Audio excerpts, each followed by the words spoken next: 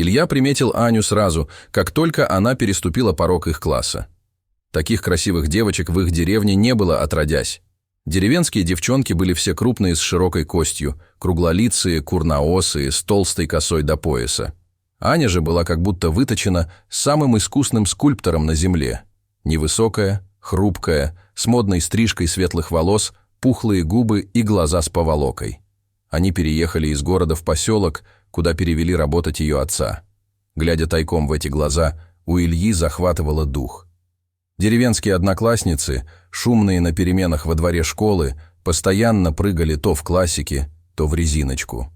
Аня же всегда загадочно сидела на подоконнике и глядела в небо широко распахнутыми глазами. Или читала. С книгой она вообще никогда не расставалась. Один раз Илья тайком подсмотрел, что она читает. Оказалось, стихи. Тихая, утонченная, романтичная.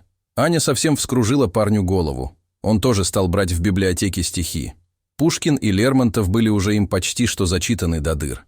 А когда в один из дней Аню случайно цешибли на перемене мальчишки, то директор попросил Илью проводить одноклассницу домой. Они шли медленно, Аня хромала. По центральной улице Илья нес ее портфель. Слово за слово разговорились. Аня была очень удивлена, что ей есть о чем поговорить с деревенским парнем. Она обещала дать ему почитать Блока, Гумилева и Цветаеву, если он завтра утром зайдет за ней в школу.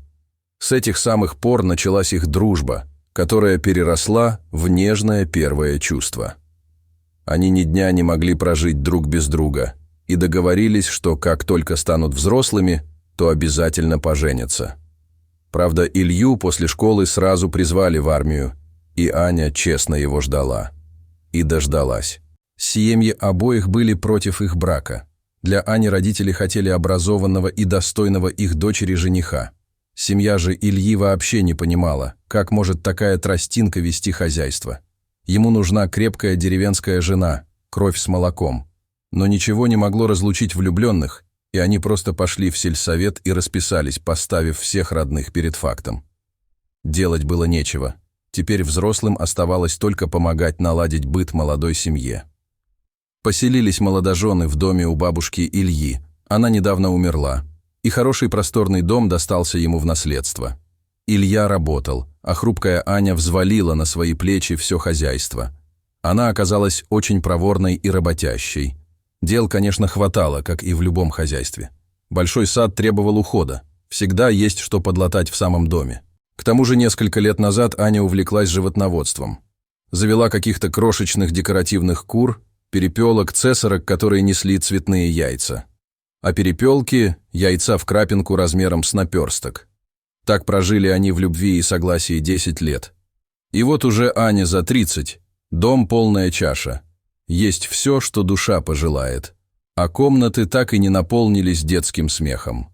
Аня сперва сильно переживала, но потом смирилась, значит, такая у нее судьба.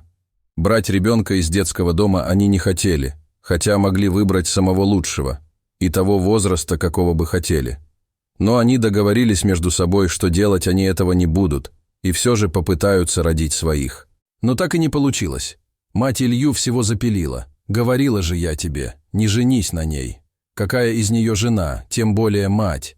Селедка она тощая, Дуни развалится, не послушался же. Вот у ваших одноклассниц у всех уже по 2, а то и по 3 детей. А ты с этим пустоцветом связался».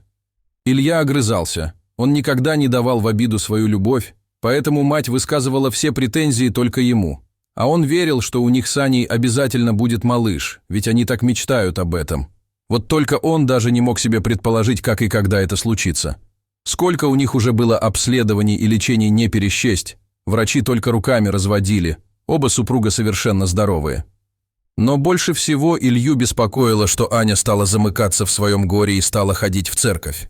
Они как-то в последнее время стали отдаляться друг от друга. Она в храм молится, а он в лес. Только там он мог ощутить умиротворение и гармонию с собой. Брал корзину и шел бродить знакомыми с детства тропами. Иногда ему казалось, что в лесу он ищет не грибы, а что-то совсем другое, очень важное. Наступила самая благостная пора, ранняя теплая осень, и Илья, конечно, зачастил в лес.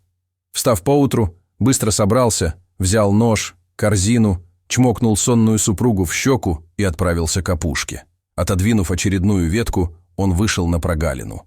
Он присел на удобную кочку и перевел дух. Илья даже не сразу заметил, что невдалеке на лужайке стоит волчица, а с ней выводок, 2 подросших малыша. Угораздил же Бог встретиться, пронеслось в его голове. Хотя такое поведение дикого зверя его очень удивило. Волчица должна была почуять человека издалека и увести своих детей, а она стоит как вкопанная и внимательно смотрит на человека, как будто его куда-то зовет.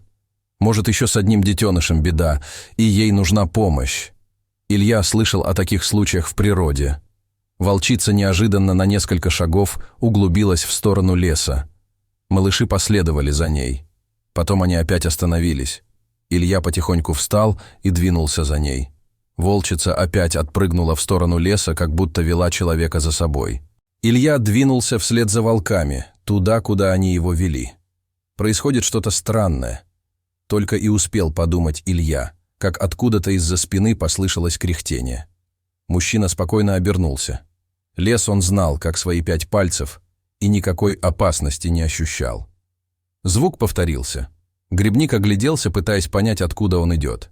Неподалеку лежало, вросшее в землю, огромное трухлявое бревно. Илья встал, обошел громадину и ахнул. Прямо на траве стояла коробка, а в ней на расстеленном одеяльце лежал младенец. Именно он издавал те самые звуки, сонно покряхтывая, и шевелил крошечными ручками, тянул их из пеленок. Илья даже на секунду не мог подумать, что младенца кто-то выбросил в лесу. Он растерялся. Куда делась его мать? Мужчина было отошел, собираясь поискать родных ребенка, но тот громко заплакал. Вздохнув, Илья осторожно взял малыша на руки и начал успокаивать. Да разве ж нормальная женщина оставит свое дитя в коробке в лесу, да еще и осенью? Понятно, что от младенца просто избавились, и, прижав к себе ребенка, он поспешил домой. По дороге он думал о волчице, которая привела его на злополучную поляну. Ведь младенец мог стать ее легкой добычей, но она, как истинная мать, решила его спасти. Илья даже подумать боялся, что могло бы случиться с малышом. Не пойди он сегодня в лес. Через какое-то время им с Анной удалось усыновить найденыша, а потом на радость счастливым родителям у них еще и долгожданная дочка появилась. Понравилась история? Ставьте лайк и подписывайтесь на канал. Впереди еще много всего интересного. Всего доброго!